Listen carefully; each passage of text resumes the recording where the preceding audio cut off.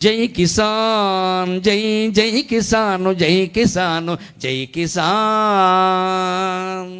ముఖ్యంగా దేశానికే ధాన్యాగారంగా పేరు పొందిన ఆంధ్రప్రదేశ్ రాష్ట్రంలో, అందున నాకు జన్మనిచ్చినటువంటి గోదావరి తీరంలో రైతుల గురించి మాట్లాడడం నాకు నా తల్లిదండ్రుల గురించి మాట్లాడినంత ఆనందంగా ఉంటుంది. ఇప్పుడు ఇంకా 2 పంటలు 3 పంటలు వేస్తున్నారు. పూర్వం ఒక్క పంటే వేసేవారు, అందరికీ తెలుసు.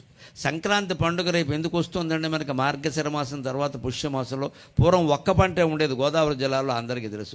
సారవా దాళవా అనే మాటలు తర్వాత వచ్చాయి. మా చిన్నతనంలో దాళవా విన్నా, కానీ ఓ సంవత్సరం ఉండేది, ఓ సంవత్సరం ఉండేది కాదు. దాళవా ఉంటుందా ఉండదా అని ఎప్పుడూ చర్చే.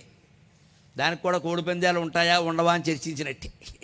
ఉంటూనే ఉన్నాయి, చూస్తూనే ఉన్నాం. అలాగే దాళవా కూడా ఇచ్చేసేవారు. ఒక్కటే ఉండేది, ఒక్కటే. అది డిసెంబర్లో వస్తుంది కోతకి. ఇప్పుడు నవంబర్ డిసెంబర్ కోతలు వచ్చే రోజులే కదా.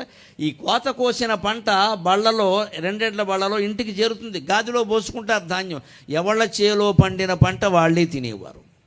చాలామంది రైతులకి ఎంత పట్టుదల ఉండేదంటే, మన చేలో పంట మనం తినకపోతే ఎవడ తింటాడరా అంటే వాళ్ళకి ఎంత బాధ్యత అంటే దేశం పట్ల.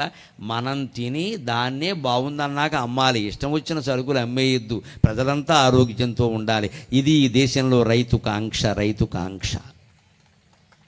నా చేలో పంట నేను తినకుండా బయట వాడికి పెట్టడానికి నాకేం అధికారం ఉంది? అది బాగుండాలి కదా. ఇప్పటికి మీరు పూర్వం నుంచి ప్రసిద్ధి చెందిన హోటల్స్ కొన్ని ఉన్నాయి.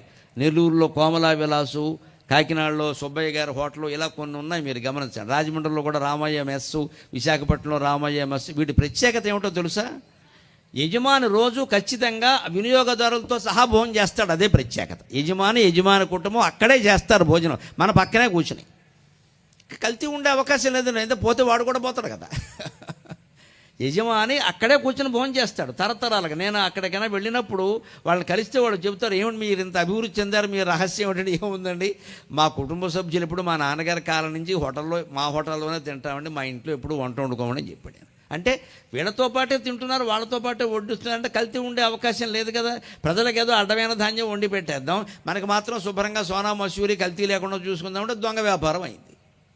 ఏదైనా అంతే. పూర్వం రైతులు ఎలా ఆలోచించేవారంటే, మన ఇంట్లో పంట మనం తినాలి, మన చేలో పంట మనం తినాలి, తర్వాతే మిగిలింది అమ్మాలి. పైగా మన ప్రాంతానికి అవసరమైనటువంటి పంటే పండించాలి. ఇవాళ ఉభయ గోదావరి జిల్లాల్లో జరుగుతున్నది ఏమిటో గమనించండి. ఇది ఎంతవరకు పనిచేస్తుందో పనిచేయదో నాకు తెలియదు, కానీ నాకు ఒక్కటే లెక్క. వినకున్నను భూతహితంబు కోరి ఉచ్చరించుడు మాటకి ఈశ్వరుండేని మెచ్చును కదా అంటాడు. ఎవరికి నచ్చినా నచ్చకపోయినా సర్వభూతహితాన్ని కోరి ఒక మాట చెబితే భగవంతుడు మెచ్చుకుంటమ్మా. నాకు ఆ భగవంతుడు మెచ్చుకోలు కావాలి, భక్తుల మెప్పుకోలు కాదు నాకు కావాల్సింది. అందుకనే చెబుతున్నా, ఇవాళ మన ఉభయ గోదావరి జిల్లాల గురించి బయట ప్రచారం ఏమిటో తెలుసా? ఓ జిల్లా చేపల జిల్లా, ఓ జిల్లా రొయ్యల జిల్లా. పేర్లు మారిపోయాయండి. ఓ జిల్లా చేప జిల్లా, ఓ జిల్లా రొయ్య జిల్లా. అన్నం పండించే నేలకి ఏ పేరు వచ్చిందండి ఈవేళ? పోనీ ఈ రొయ్యలు ఈ చేపలు ఏమైనా మనం తింటున్నామా? మొత్తం ఎక్స్పోర్ట్, మొత్తం ఎగుమతి. ఎవరు తింటున్నారో తెలుసా? ఎందుకోసం చేస్తున్నారో తెలుసా? ఎక్కడో దూరదేశముల ఎవ్వరో కొవ్వున ఒంటి నిండా మత్తెక్కిన వేళ తిందురట ఇక్కడి రొయ్యల మాంసము. ఎక్కడో దూరదేశముల ఎవ్వరో కొవ్వున ఒంటి నిండా మత్తెక్కిన వేళ తిందురట ఇక్కడి రొయ్యల మాంసము. అందుకై చక్కని పంట భూములను సాగరముల్బొనరించినారు. అందుకై చక్కని పంట భూములను సాగరముల్బొనరించినారు. నీరెక్కువ ఖర్చులెక్కువ, నీరెక్కువ ఖర్చులెక్కువ, పదింతలకెక్కువ కల్మషాశ్రువుల్, పదింతలకెక్కువ కల్మషాశ్రువుల్. మొత్తం ఉభయ గోదావరి జిల్లాల నుంచి రొయ్యలు చేపలు విదేశాలకు కూడా వెళ్ళిపోతున్నాయి. అక్కడ వాళ్ళు ఏదో శుభ్రంగా కక్క ముక్క అంటారు కదా, ఆ భాష మాకు రాదు. ఈ జన్మగా తినే యోగం కూడా లేదంతే మరి. అందుకని ఏదో పట్టేస్తాడు సీసా, అప్పుడు ఏదో ఇది తింటాడు, వాడికి అందించాలి. ఇక్కడ రొయ్యలు బాగుంటాయంటాడు, పశ్చిమ గోదావరి అంటే మరీ ప్రాణం పంపించమంటాడు. ఇక్కడ మనం శుభ్రమైన పంట భూమిని, రకరకాల ధాన్యాలు, అక్కుళ్ళు, కృష్ణఘాటుకులు, రాజనాలు అనేవారు వెనక. ఇప్పుడు ఆ మాటలు కూడా పోయి 14-16-20-14- అని డాష్ అయింది ఇక్కడ మొత్తం. అందమైన పేర్లు రాజనాలు, కృష్ణఘాటుకులు, అక్కుళ్ళు, అవండి రంభ చెక్కిళ్ళు. అదో ధాన్యం ఉండేది మా చిన్నతనంలో, రంభ చెక్కిళ్ళుట. ఆ ధాన్యం నేను తినలేదు, ఎక్కడైనా ఉంటే పెడితే తింటాను. రంభ చెక్కిళ్ళు ఏమిటో చూడాలని ఉంది. ఆ పేరు చూడండి ఎంత అందమైన పేరు, తెలుగు పేరు. రంభ చెక్కిళ్ళు, రాజనాలు, కృష్ణఘాటకులు, అక్కుళ్ళు, ఇవండి ధాన్యం పేరు. అంటే అందమైన పేర్లు, దేవుళ్ళ పేర్లు, పురాణాల్లో పేర్లు. ఇప్పుడు అదేం లేదండి. 16-14 14-15 అని డాషే. వీడికి మొత్తం బిల్లు కూడా డాషే, వేసే యూరియా కూడా డాషే. అది డాష్, ఇది డాష్. ఇంట్లో వీడు భార్య డాష్ కొట్టుకోవడమే పని. ఇక్కడ భాషను బట్టే సంస్కృతి ఉంటుంది, సంస్కృతి బట్టే సంసారాలు ఉంటాయి, దాన్ని బట్టే మనశ్శాంతి ఉంటుంది.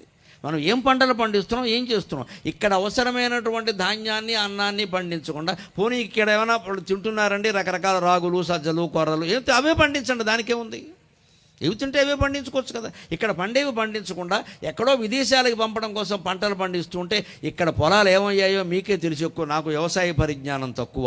నేను పుస్తకాల్లో చదువుకున్నది అప్పుడప్పుడు చూసింది. ఇంకా అందుకే నాకు ఆ వ్యవసాయం మీద గౌరవంతో, మా నాన్నగారు కూడా వేదం చదువుకుని వ్యవసాయం చేశారు కదా, నేను ప్రవచనాలు చెప్పినా వ్యవసాయం నుంచి పూర్తిగా విరమించుకోవద్దని తాడేపల్లిగూడెం దగ్గర బోడపారులో 150 ఏళ్ల క్రితం మా ముత్తాత గారు కొన్న 2 ఎకరాలు ఎంత ఇబ్బంది అయినా నా పేరు అలా అట్టిపెట్టుకున్నాను. ఏం అమ్మలేదు, దాన్ని అమ్మే ప్రసక్తి లేదు. నా తరం అలా వెళ్ళిపోవలసిందే. 150 ఏళ్ల క్రితం ఎకరం 100 రూపాయలు చేసుకున్నారండి 1871లో మా ముత్తాత గారు. నాకు 4 తరాల వెనక ఎకరం 100 రూపాయలు. ఈవేళ ఎంత ఉందో మీకు తెలుసు, నేను చెప్పక్కర్లేదు. మనం ఏమనుకుంటాం, ఆదాయం తక్కువ ఏమిటా, భూమి ధర పెరుగుతూ ఉంటే. ఇప్పుడు పైగా ఏం ఆదాయం వస్తుంది కదా, వచ్చేది. ఉన్న వ్యవసాయాలు పాడు చేసుకుని మొత్తం చేపల చెరువులకు ఇచ్చేసాం. ఏమైపోయింది, చక్కని పంట భూములు సాగరాలు అయిపోయినాయి. 5 ఎకరాలు, 10 ఎకరాలు, 25 ఎకరాలు ఒకటే చెరువు, మొత్తం నీళ్లు నిండిపోయినాయి, సాగరాల్లో అయిపోయినాయి. పైగా దీనివల్ల జరుగుతున్నది ఏమిటో మీకే బాగా తెలుసు. చేపల చెరువు కింద ఓసారి వాడిన తర్వాత మళ్ళీ వ్యవసాయానికి అది పనికిరాదు. ఎన్నో మార్పులు చేసినా పనికిరాదు, కష్టమే. అంటే మొత్తం శాశ్వతంగా దాన్ని నాశనం చేసుకుంటున్నాం. మనకి డబ్బు రావడం ప్రధానంగా భావిస్తున్నాం తప్పితే దేశమంతా బాగుండడం అనేది ప్రధానం కాదు మనకి. ఇప్పుడు ఆ పైగా ఆదాయం కూడా ఎలా వస్తుంది, ముందే అడ్వాన్స్ పట్టుకొచ్చి ఇచ్చేస్తారు. మనం చెరువు దగ్గరికి కూడా మనం వెళ్ళక్కర్లేదు, డబ్బులు ఇచ్చేస్తున్నారుగా, డబ్బులు ఇచ్చేస్తున్నారు. డబ్బులు బాగా ఇచ్చేసి ఇంట్లో ఖాళీగా కూర్చున్న తర్వాత ఏమవుతుంది, ఖాళీగా ఏం కూర్చుంటా, 3 ముక్కలటేద్దాం. 3 ముక్కలాట ఒట్టినేస్తే బాగుంటుంది, మరి పక్కన ఏమైనా ముక్క ఉండాలి అని అక్క ముక్క మొదలెట్టాం. ఆ పక్కన సీసా మొదలెట్టాం. అక్కడి నుంచి లేనిపోని వ్యసనాలు